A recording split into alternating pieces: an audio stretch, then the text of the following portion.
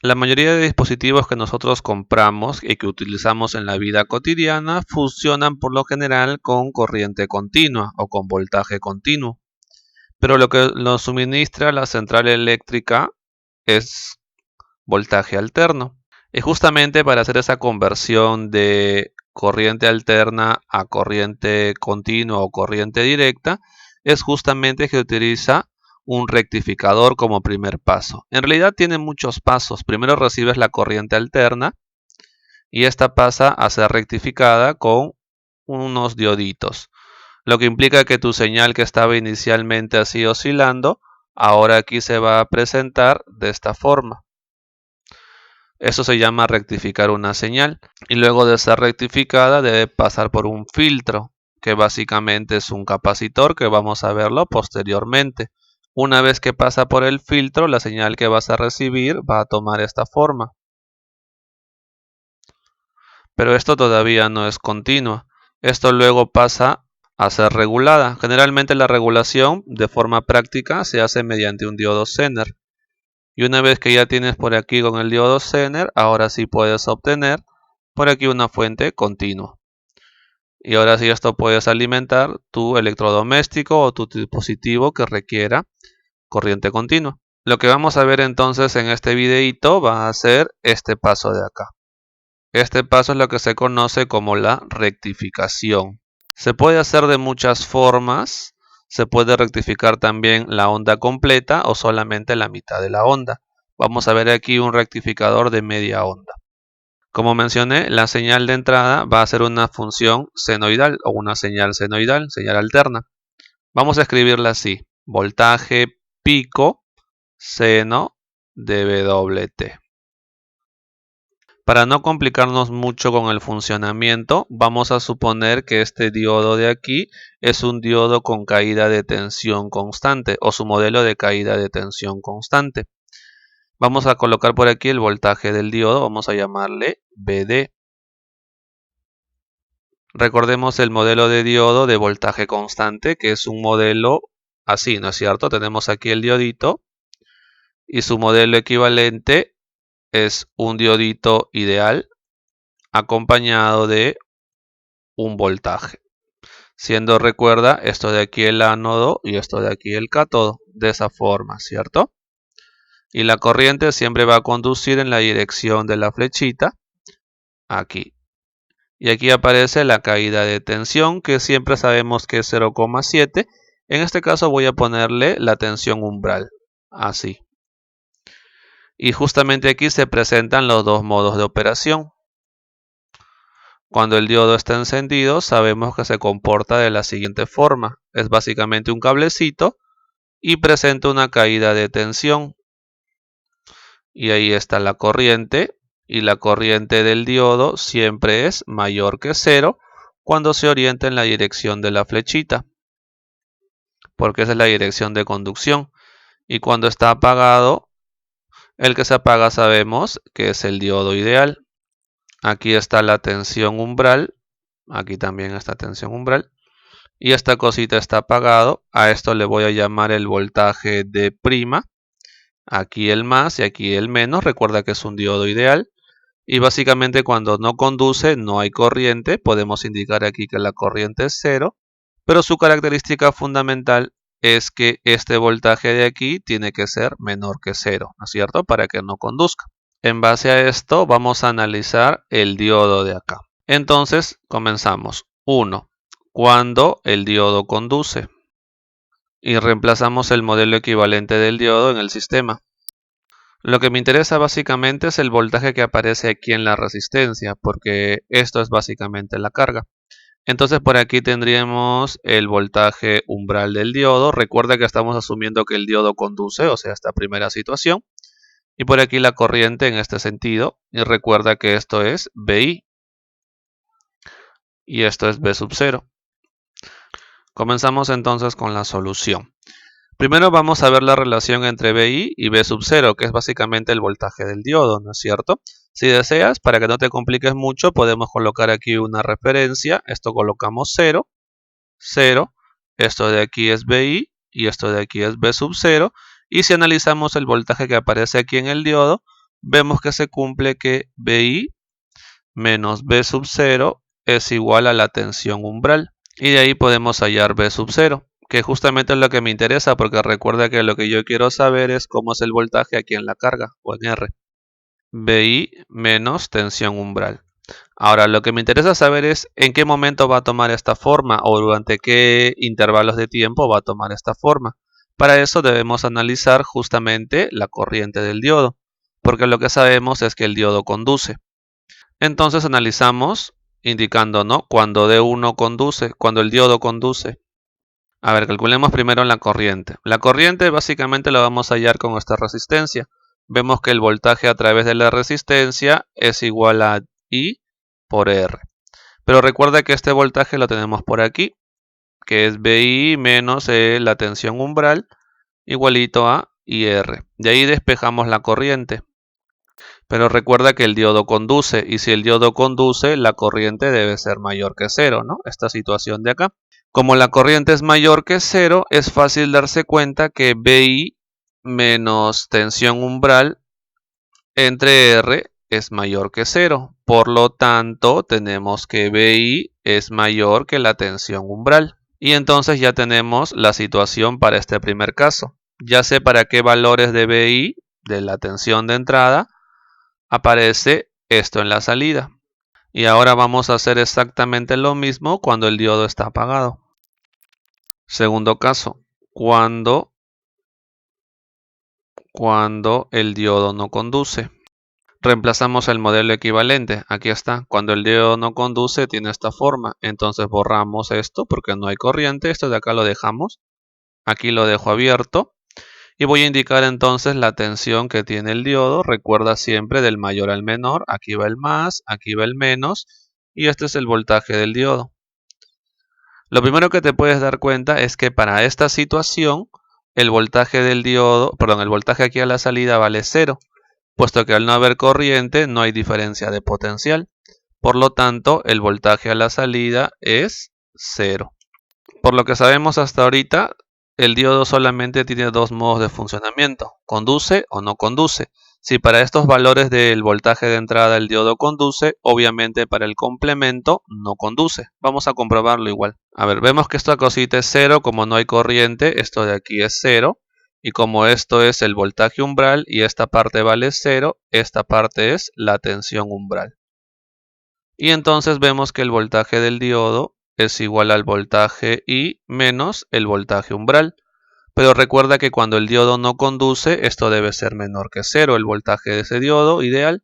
Entonces indicamos que esto es menor que 0 y al toque te das cuenta que esto ocurre cuando es menor que el voltaje umbral. Y con eso entonces ya tenemos la segunda situación.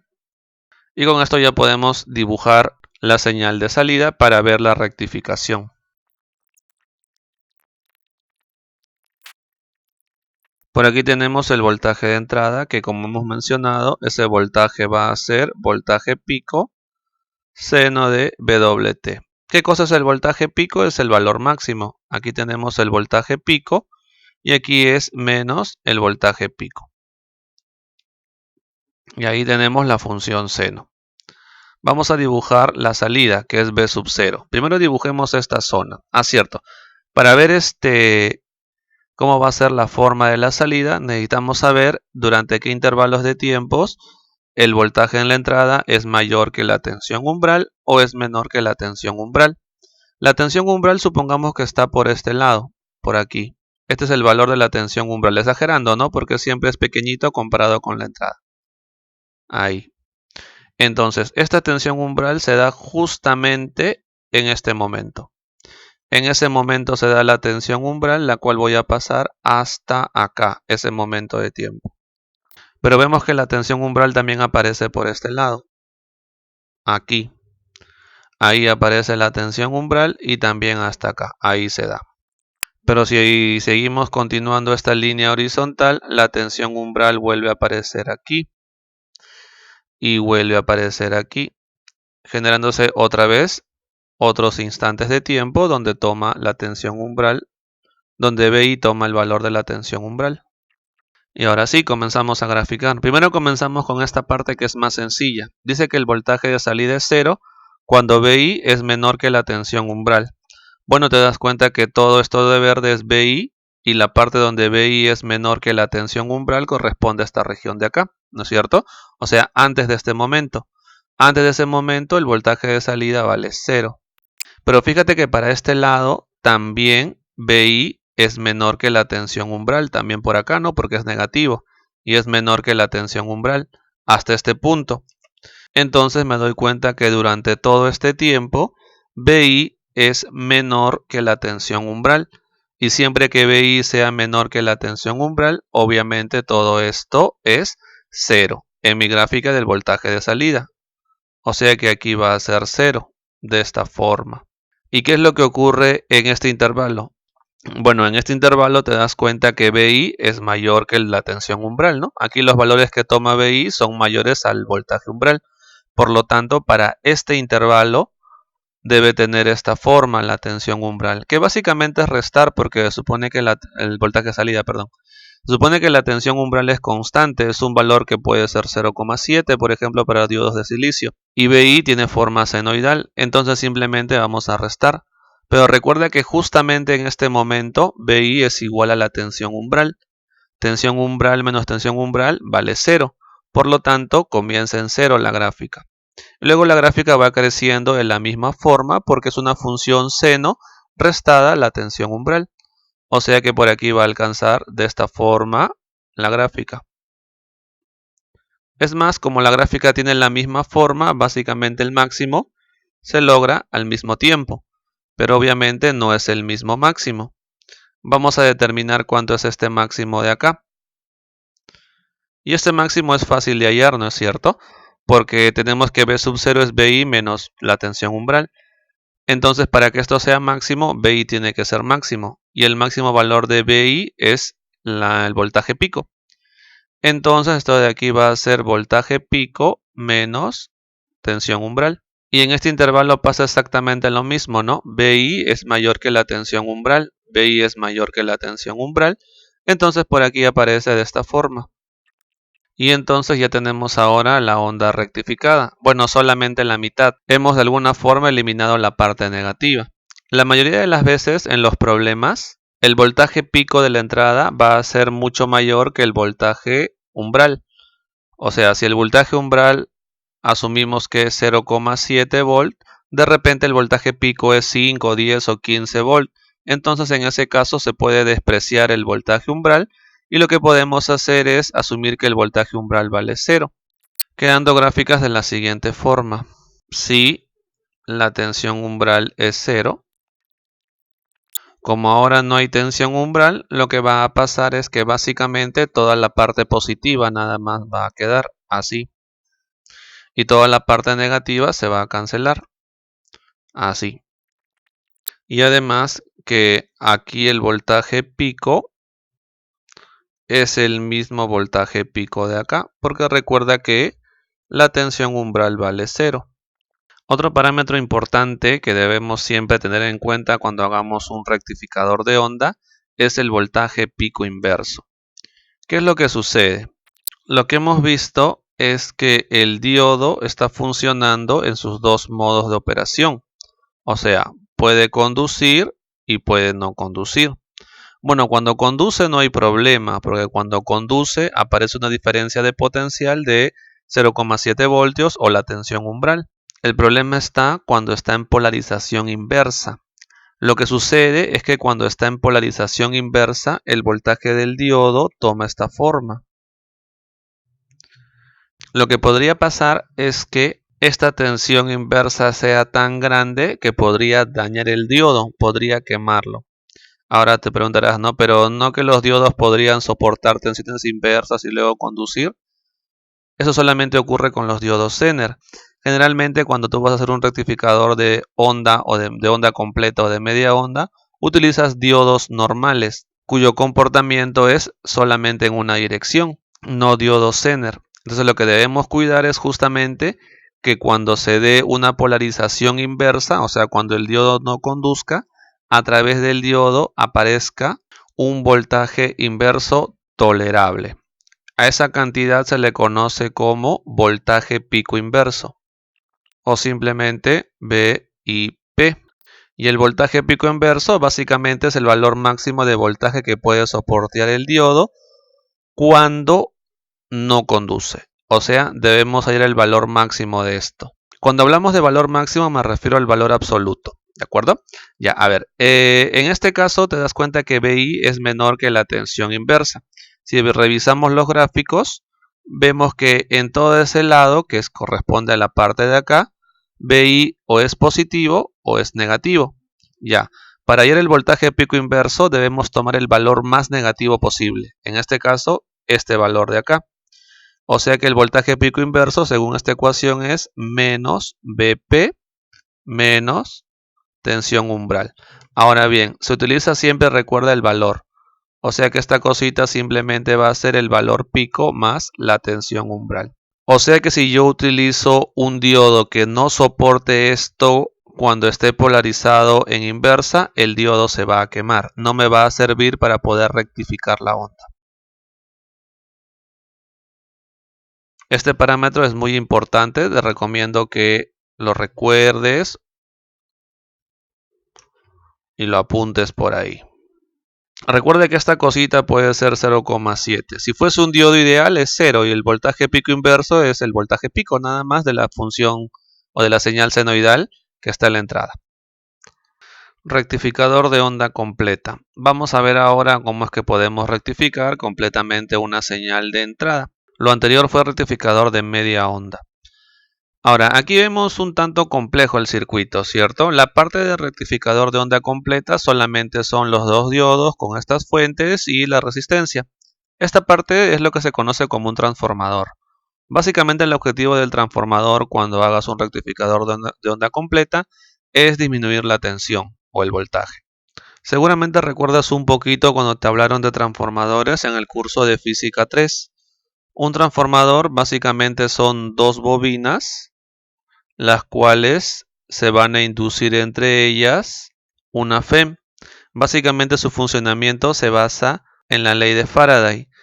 Si en esta bobina yo coloco por aquí una corriente variable, ¿correcto?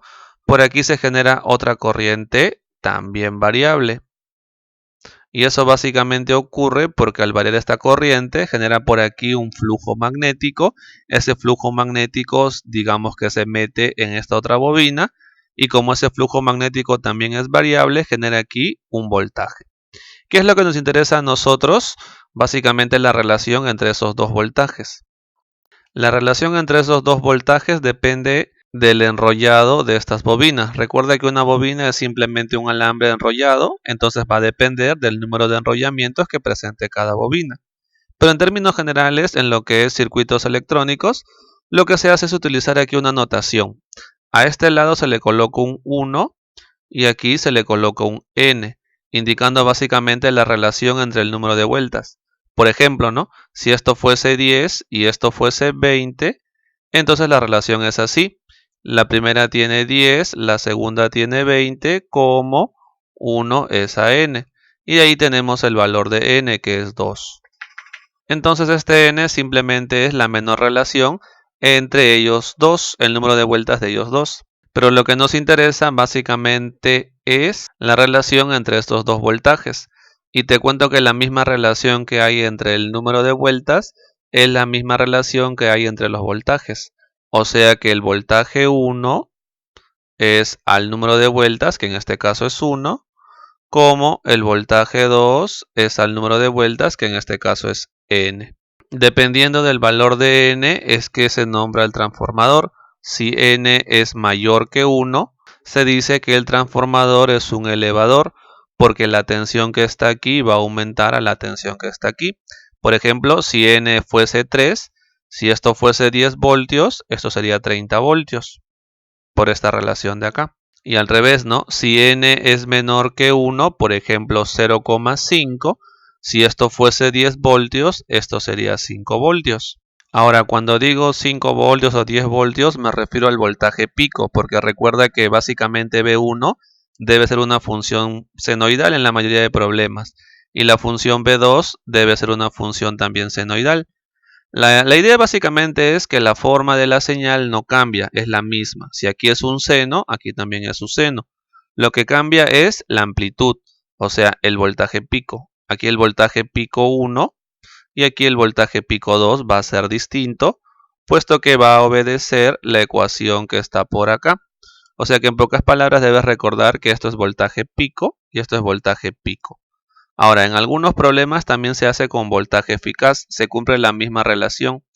El voltaje eficaz de 1 es igual al voltaje eficaz de 2 entre N. En los circuitos electrónicos, por lo general, N es menor que 1, porque el objetivo de un circuito electrónico es trabajar con voltajes pequeños para que las corrientes justamente sean pequeñas, y eso solamente se logra reduciendo este voltaje. Ahora, aquí tenemos básicamente dos transformadores. Este es un transformador más grande que está conectado a tierra, digamos que a la mitad. Entonces, en este tipo de situación, el profesor me va a indicar una relación como 1 entre N, y debo entender que esa es la relación entre B1, el transformador que está arriba, y B1 y el transformador que está abajo. O sea que se cumple la misma relación, solamente que entre este grande y el pequeñito, y este grande y el otro pequeñito. La relación sigue siendo la misma, B1 entre 1, B2 entre N. Simplemente tienes que recordar eso. ¿A qué se refiere este N, ¿no? La relación entre el número de vueltas del que está aquí a la izquierda con el que está a la derecha, pero no el total, solamente la parte que está aquí arriba. Y lo mismo para el de abajo, ¿no? El que está a la izquierda con el que está aquí a la derecha, pero la parte de abajo. Y ya entendiendo qué es lo que hace el transformador, vamos a lo que es el rectificador de onda completa. A este de aquí le voy a llamar de 1 y a este de aquí le voy a llamar de 2. Y ahora lo que vamos a hacer es analizar todos los casos posibles, cuando él conduce y él no conduce, cuando él conduce, él no conduce, cuando los dos conducen y cuando ninguno de los dos conduce. Los casos más sencillos de analizar son cuando ninguno de los dos conduce. Eso vamos a comenzar. Caso 1. De 1 off y de 2 off. Para no ser muy extenso el análisis, lo voy a analizar con diodos ideales, para que de esa forma sea rápido. Luego voy a indicarte qué es lo que cambia con respecto a cuando es un diodo de tensión constante, por ejemplo. Ya, si estos dos no conducen, sabemos que aquí está el mayor, menor potencial, tensión de 1. Aquí también, ¿no? Mayor, menor potencial, tensión de 2. Esta cosita es 0 voltios porque recuerda que esto es la referencia, es tierra. Si este es 0 y esto es B2, esto de aquí es, este puntito es menos B2, porque la diferencia entre el más y el menos debe darme B2. Y aquí lo mismo, ¿no? Esto es 0, B2, aquí debe ser B2. Ahora, como aquí no hay corriente y aquí tampoco hay corriente, entonces por esta resistencia tampoco hay corriente, por lo tanto esto de aquí va a ser 0. Y como esto de aquí es 0, obviamente aquí es 0 porque esto de acá también es 0. Y ahora analicemos entonces. Por un lado tenemos voltaje de 1. A ver por aquí. Voltaje de 1. El voltaje de 1 lo vemos que es igual a B2 menos 0. B2 menos 0. O sea que esto es B2. Pero como el diodo 1 está off, sabemos que cuando el diodo no conduce es porque su voltaje es menor que 0. Entonces esto debe ser menor que 0 porque es el voltaje del diodo 1. Vamos a ver ahora para el diodo 2.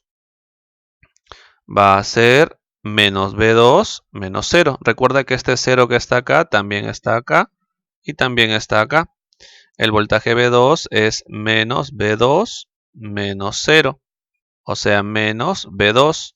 Y como este diodo no conduce, esto también debe ser menor que 0. Y de ahí podemos observar que B2 es mayor que 0. Y aquí hay una contradicción, porque estamos viendo que B2 primero es menor que 0 y luego es mayor que 0. ¿Qué significa eso? Que esta suposición es falsa. Por lo menos uno de los diodos debe conducir. Por lo tanto, decimos por aquí, de 1 estamos viendo que sí, que no conduce, ¿cierto? Y de 2 debe conducir. Entonces de ahí podemos concluir que lo que hemos supuesto no es cierto y debemos volver a analizar bajo otra característica. 2. Vamos ahora a suponer que D1 conduce y que D2 también conduce. Recordemos que si D1 conduce, es un cablecito, y si D2 conduce, también es un cablecito, así. Y la corriente en dirección de la flechita. Vamos a colocarle por aquí ID1 y por aquí ID2. Pero ahora vemos lo siguiente, ¿no? Esto es 0 voltios, por aquí está B2 y por aquí está B2, ¿no es cierto? Porque no hay caída de tensión. Esto de aquí es 0 voltios, por aquí está menos B2 y por aquí está menos B2. Vemos que B2 es igual a menos B2. Y esto solamente puede ser cierto cuando B2 es 0. Pero si B2 es 0 y esta cosita de aquí es 0, entonces aquí no hay corriente. Y como estas dos corrientes están ingresando a ese nodo y no pueden estar en otro sentido, estas dos corrientes deben sumar 0. Entonces indicamos por aquí que ID1 más ID2 deben sumar 0. Y la única forma de que sumen 0 es que ambos sean 0, lo cual es contradictorio en lo que hemos supuesto, ¿no es cierto? Por lo tanto, podemos concluir que no es posible que los dos diodos estén encendidos al mismo tiempo. Entonces, de estos dos primeros casos, estamos viendo que no es posible que estén apagados al mismo tiempo y tampoco es posible que estén prendidos al mismo tiempo. Por lo tanto, podemos concluir que por lo menos uno de ellos debe prender. Situación 3. D1 on y D2 off.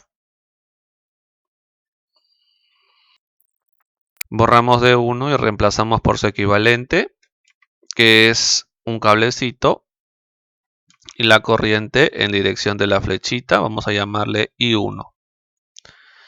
Pero recuerda que D2 está apagado, por lo tanto quitamos D2 y colocamos su voltaje, y recuerda, en polarización inversa debe salirme negativo, ¿no es cierto? Aquí va a ser más menos voltaje del diodo 2, vamos a llamarle. Lo que podemos ver es que aquí no hay corriente, y como aquí no hay corriente, toda la corriente viene por este lado y pasa por este elemento. Además, fíjate que esto de aquí es 0, por lo tanto esto de aquí es B2, y este B2 pasa por acá, y B2 es igual a B sub 0, porque recuerda que esto es 0. Entonces, para esta situación tenemos que B sub 0 es igual a B2, primer resultado. Ahora debemos ver cómo es que es B2, ¿no? Para ver durante cuánto tiempo es que conduce D1. Para eso analicemos la corriente. A ver, para esta resistencia R vemos que se cumple lo siguiente, ¿no? B sub 0 es igual a I1 por R, ¿no? Para esta resistencia. Pero recuerda que B sub 0 es B2, entonces podemos afirmar que B2 es igual a I1 por R. Pero yo quiero ver qué pasa con el diodo. Entonces colocamos aquí la corriente, B2 entre R. Pero recuerda que la corriente del diodo es mayor que 0 porque estamos indicando que conduce. De ahí es fácil darse cuenta que B2 es mayor que 0. Y justamente esa es la condición para que el diodo conduzca. Vamos a ver qué pasa con el diodo 2 para que no conduzca. Para eso lo que vamos a hacer es completar nada más. Esto de aquí es 0. Esto de aquí es menos B2. Este puntito de aquí es menos B2. Esta cosita es B2. Y vemos entonces por aquí, decimos, ¿no? Entonces el voltaje del diodo 2 va a ser el más menos el menos. Menos B2 menos B2. Y esta cosita es menos 2B2. Pero recuerda además que el diodo de 2 estamos suponiendo que no conduce. Por lo tanto, el diodo de 2 es menor que 0 su voltaje, ¿no es cierto? Está polarizado en inversa. Entonces podemos indicar por aquí que menos 2B2 es menor que 0 y vemos que B2 debe ser mayor que 0, que es justamente lo que ha pasado aquí. Entonces quiere decir que para un voltaje mayor que 0 solamente va a conducir el diodo de 1 y el diodo de 2 va a estar apagado, porque la condición es la misma para los dos. Para que conduzca el diodo 1, B2 mayor que 0, y para que no conduzca el diodo 2, B2 mayor que 0. Siendo en ambos casos, o siendo en esa situación, esta es la salida. Y ahora analicemos el cuarto caso. D1 off y D2 on. Como es el último caso y los dos primeros casos no han sido posibles, va a ser fácil comprobar de que va a ser el complemento de esto. Pero igual vamos a hacerlo, ¿no? Como D1 no conduce, lo borramos de 1 y colocamos por aquí su diferencia de potencial más menos, vamos a llamarle voltaje de 1 y vamos a comprobar que es menor que 0. Mientras que con el diodo 2 conduce, por lo tanto vamos a borrar y vamos a colocar su equivalente, que es solamente un cablecito con una corriente en la dirección de la flechita del diodo, vamos a llamarle I2. Ahora también podemos observar que esta corriente viene por este lado y va de frente a la resistencia R. Por lo tanto, aquí aparece la corriente I2. Además, recordemos que este punto vale 0 voltios. Por lo tanto, este punto es menos 2 voltios. Aquí también es menos B2 voltios, B2 voltios. Aquí es menos B2 voltios y al toque te das cuenta de que B sub 0 es igual a menos B2 voltios. Colocamos por aquí. B sub 0 es menos B2 voltios. Y ahora analizamos la conducción o no conducción de los diodos. Comenzamos con el diodo que está conduciendo. Decimos entonces, ¿no? Por un lado, este B sub 0 es igual a I2 por R. De ahí vamos a despejar la corriente, que es I2 igual a B sub 0 entre R. Pero recuerda que B sub 0 es menos B2 entre R. Y sabemos que para que el diodo conduzca, lo que debe pasar es que esa corriente del diodo debe ser mayor que 0. Por lo tanto, menos B2 entre R debe ser mayor que 0. Y ahí al toque concluyes de que B2 debe ser menor que 0. Y entonces esta es la condición para que el diodo 2 conduzca. Vamos a ver ahora la condición cuando el diodo 1 no conduce. Para eso vamos completando. Esto de aquí es 0, por lo tanto aquí aparece B2. Esto de aquí es menos B2, aquí es menos B2 también. Y vemos que el voltaje del diodo 1 es igual a B2 menos B2, ¿cierto? El más menos el menos. Y esto de aquí es 2B2. Pero recuerda que para que el diodo 1 no conduzca, su voltaje tiene que ser menor que 0. Debe estar polarizado en inversa. Pero el voltaje de 1 es 2 veces B2, o sea que 2 veces B2 debe ser menor que 0 y B2 es menor que 0.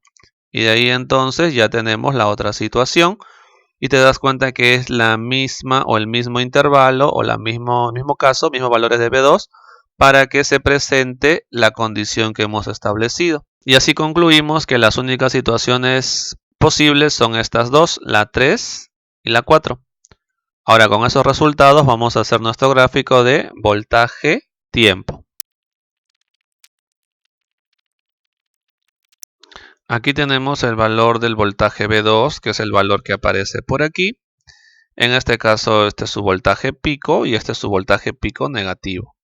Ya, ahora vamos a ver cómo es B sub 0.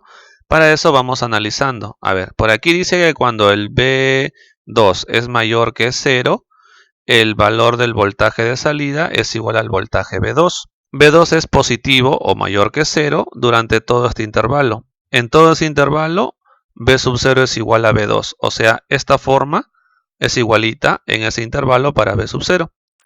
Siendo su valor pico el mismo, ¿no? BP. Pero eso también se cumple acá, así que aquí también va a ser de la misma forma. Y así se cumpliría también por acá, ¿no es cierto? Así, si continuamos haciendo la gráfica. ¿Y qué pasa cuando B2 es menor que 0? Bueno, cuando B2 es menor que 0, B sub 0 es menos B2, o sea, es el opuesto del B2 que aparece en ese momento. Hay que tener un poquito de cuidado. A ver, B2 menor que 0 es esto de acá. Lo que me dice la ecuación es que B sub 0 es el opuesto de lo que está acá. Obviamente el opuesto de un negativo es un positivo. Por lo tanto, básicamente lo que me dice esta ecuación es que esta gráfica se está reflejando en el eje del tiempo hacia arriba. O sea que aparece de esta forma. Por eso se llama rectificador de onda completa, porque todo lo que es negativo lo está mandando hacia arriba como un positivo. Y los positivos los está dejando nada más como son esta parte de acá. Y aquí tenemos entonces un rectificador de onda completa. Y estas son las gráficas para un diodo ideal. La pregunta es ahora, ¿y qué hubiese pasado si hubiese utilizado un diodo con caída de tensión constante? Bueno, el modelo de caída de tensión constante. Bueno, básicamente nada, solamente tendrías que desplazar la gráfica hacia abajo una cantidad igual a la tensión umbral del diodo. O sea, algo como esto. La parte rectificada solamente ocurre en esta parte de aquí, cuando el voltaje 2 es mayor que el voltaje umbral, porque justamente en esa zona es cuando los diodos conducen. Entonces aquí va a ser de esta forma, por este lado. Y aquí también solamente esta forma. Así, y aquí también esa forma. Así se va a producir entonces el voltaje rectificado, donde el valor máximo va a ser B2 pico, o sea, el voltaje pico 2, menos la tensión umbral. Esto puedes comprobarlo haciendo el análisis que hicimos anteriormente. Fíjate que solamente se está alterando B sub 0, correcto, que es la salida, porque justamente la salida es el efecto que los diodos van generando cuando se encienden y cuando se apagan. Fíjate que B2 no se altera, B2 es lo mismo, ¿cierto? Es la misma función que tenemos aquí al costado. Solamente cambia un poquito B sub 0 porque ahora se incluye el efecto de la caída de tensión para el modelo del diodo de tensión constante.